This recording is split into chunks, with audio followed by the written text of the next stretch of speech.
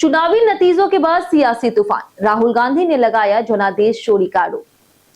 कांग्रेस सांसद और लोकसभा में नेता प्रतिपक्ष राहुल गांधी ने पश्चिम बंगाल और असम के चुनाव परिणामों को लेकर के एक बार फिर केंद्र सरकार और भारतीय जनता पार्टी पर गंभीर आरोप लगाए। उन्होंने सोशल मीडिया प्लेटफॉर्म एक्स पर पोस्ट करते हुए कहा कि कुछ लोग तृणमूल कांग्रेस यानी कि टीएमसी की कथित हार पर खुश हो रहे, लेकिन उन्हें यह समझना चाहिए कि यह मामला केवल किसी एक पार्टी की जीत या हार का नहीं, बल्कि भारतीय लोकतंत्र के भविष्य से जुड़ा मुद्दा है। राहुल गांधी ने अपने बयान में आरोप लगाया कि असम और पश्चिम बंगाल में जनादेश की चोरी की गई और यह बीजेपी के उस कथित बड़े मिशन का हिस्सा है जिसका उद्देश्य लोकतांत्रिक व्यवस्था को कमजोर करना है।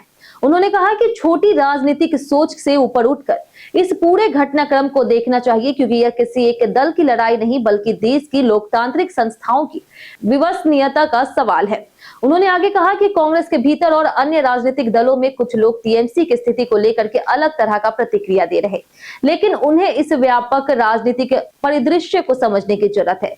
राहुल गांधी के अनुसार यह केवल चुनावी परिणामों का मुद्दा नहीं, बल्कि चुनाव प्रक्रिया की निष्पक्षता और पारदर्शिता पर सवाल उठता है। इस बीच पश्चिम बंगाल की राजनीति में भी आरोप प्रत्यारोप का दौर तेज हो गया। राज्य के मुख्यमंत्री ममता बनर्जी ने दावा किया कि कई सीटों पर चुनाव प्रक्रिया में अनियमितताएं पाई गई और बीजेपी पर लूट के जरिए परिणाम प्रभावित करने का आरोप लगा।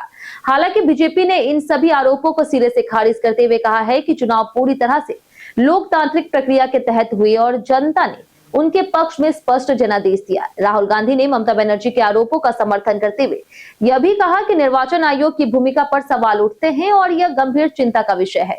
उनके अनुसार यदि चुनाव प्रक्रिया पर ही भरोसा कमजोर होगा तो लोकतंत्र की नींव हिल जाएगी।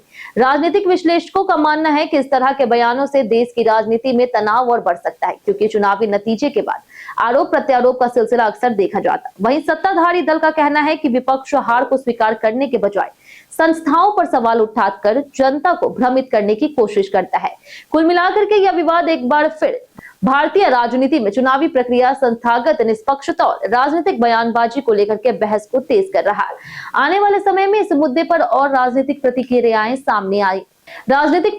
सामने आने की संभावना है, जिससे यह मामला और अधिक तूल पकड़ सकता है।